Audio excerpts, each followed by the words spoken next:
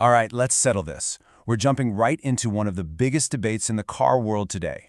What is the single best high-performance sports car of 2026?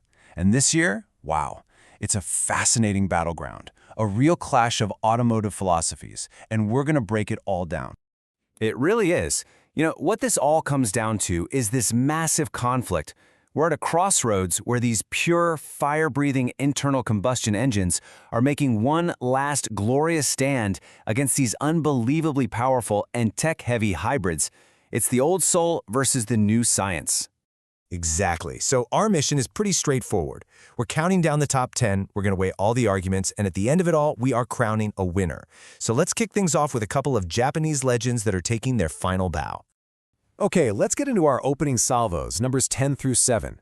This first group of cars really shows you the end of an era for Japanese sports cars, and it also sets up this amazing clash between that classic British analog feel and pure German digital precision. So, kicking us off at number 10, we've got the 2026 Nissan Z NIS MO, and right on its tail at number 9, the Toyota GR Super Final Edition. Now, if you just look at the numbers, the Z's case is pretty simple, right? 420 horsepower for under 66 grand. It's more power, less money. But then you get the Super folks, and they'll tell you it's all about that more refined BMW-engineered chassis. Yeah, it's got less power, but the argument is that it's the better, more connected track weapon, especially with that manual transmission. It's a pure driver's car through and through. And that whole philosophical debate, it gets even more intense for spots 8 and 7. I mean, on one hand, you have the Lotus Emira, which is basically the ultimate analog swan song. It's a car built completely around how it feels about driver involvement. And then, going up against it, you have the BMW M2 CS. This thing it's a computer on wheels. It's a digital cruise missile engineered for one single purpose, to absolutely destroy lap times. And wow, this table just lays it all out there perfectly. For about $40,000 less than the Lotus, the BMW M2 CS gives you over 120 more horsepower, and it shaves a full half-second off its 0 to 60 time. I mean, on paper, it's a total knockout. The BMW's faster, it's more powerful, and it's cheaper. But this is one of those debates where the numbers just don't tell the whole story, do they? Exactly. The whole argument for the Lotus at number 8 isn't about raw numbers. It's all about the feel. In an age where everything is electric power steering, the Emira has true hydraulic steering. You can literally see its exposed manual gear linkage moving when you shift. It gives you a connection to the road that is basically extinct in 2026, and for the purists, that sensation, it's priceless. All right, next up, we are climbing the ladder into a much higher price bracket, the Grand Tours. These are the Continent Crossers, the absolutely beautiful machines from Britain and Italy that are designed to just eat up huge distances at incredible speeds. So, at number 6, we have the absolutely brutal 2026 Aston Martin Vantage S, packing a 671 horsepower twin-turbo V8. It's a masterpiece of balance too, because they put the transmission in the back for perfect weight distribution. But at number 5, well, here's the king of the category, the Ferrari 12 Cilindri. And yeah, your eyes are not deceiving you on that price tag, it's nearly $500,000. So how in the world does Ferrari justify that? They justify it with this. The heart of this car is a 6.5-liter naturally aspirated V12. No turbos, no hybrid help, just pure, raw internal combustion that makes 819 horsepower and revs to an incredible 9,500 RPM.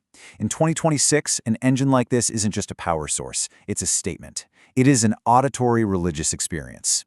And that brings us to number 4, and a bit of an internal conflict. Porsche, the brand that has been the benchmark for sports cars forever, has pretty much declared a civil war within its own lineup by offering 2 totally different versions of its legendary 911. On one side, you've got the new 911 Carrera GTS T-Hybrid. I mean, this thing is an absolute engineering marvel. It uses an electric motor to instantly spin up its turbocharger, which completely kills any turbo lag. It's faster to 60, and if you just look at the numbers, it's brilliant. But then, on the other side, you have the purest choice, the 911 GT3. It defiantly sticks with a high-revving, naturally aspirated flat 6, and you can get it with a manual transmission. It's the old way of doing things. Just perfect it. And for a lot of people, that's the deciding factor. The debate concluded that while the T-Hybrid is an objective masterpiece, it lost some of that essential Porsche character. They got rid of the classic analog tachometer for a digital screen, and they replaced the turnkey ignition with a button. The GT3, by holding on to its 9,000 RPM soul and that classic feel, well, it was crowned the true number 4. All right, now we enter the final tier, the top 3. This is where the term sports car kind of gives way to hypercar. These are the machines that don't just bend the laws of physics, they completely rewrite them. So in the number 3 spot is the successor to the Huracan, the Lamborghini Temerario. It's a plug-in hybrid, but not in the way you're thinking. It pairs a new twin-turbo V8 with 3 electric motors for a combined 907 horsepower. And the truly insane part? That V8 has a redline of 10,000 RPM, a record for a production V8. It delivers this mind-bending top-end performance you would just never expect from a hybrid. Now our number 2 pick is the 2026 Ford Mustang GTD. And we have to be crystal clear about this. This is not a Mustang in the way you think of a Mustang. It's a $300,000 homologation special. This is a Le Mans race car that Ford somehow talked the government into letting them put a license plate on. It's got a rear-mounted transmission and active Formula One-style aerodynamics. And it all comes down to this number. That is the GTD's official lap time around Germany's legendary Nürburgring. That time makes it the fastest American production car in history. Just an absolute monster. But as incredible as it is, it couldn't quite grab that top spot. Because at number 1, Chevrolet didn't just join the hypercar club, they completely broke it. They shattered the entire relationship between price and performance with the 2026 Corvette ZR1 and its even crazier sibling, the ZR1X. The standard ZR1 gives you over 1,000 horsepower for around $185,000. But then the ZR1X adds an electric motor to the front axle for all-wheel drive and a truly staggering 1,250 horsepower. And that hybrid all-wheel drive system in the ZR1X doesn't just make it fast. It produces an acceleration figure that it's almost difficult for your brain to comprehend. So let's just put this number into perspective. 1.89 seconds to 60 miles per hour. That is faster than multi-million-dollar European hypercars. The ZR1X delivers performance that costs other companies 15 times as much. It completely redefines the entire market. Which, of course, created the final ultimate debate. Which car is truly number 1? The ZR1X, with its world-beating technology and physics-defying numbers? Or the standard ZR1, with its purer, lighter rear-wheel drive experience? It's really the theme of our entire countdown, all distilled into 2 versions of the exact same car. Look, the argument for the ZR1X is simple. It's the pinnacle of human achievement on 4 wheels. You just cannot argue with 1,250 horsepower and a sub-2-second 0 to 60 time. Objectively, it is the fastest.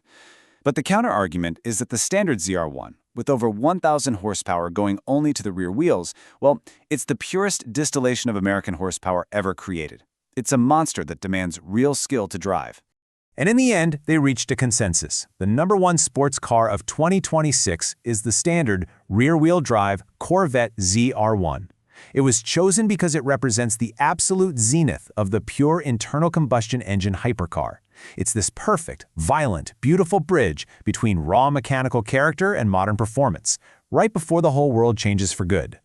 But hey, that was their verdict. The GTD, the 911 GT3, the hybrid ZR1X, they all have a totally legitimate claim to the throne. So the final question is for you. Based on everything you've just seen, which car gets your number 1 spot?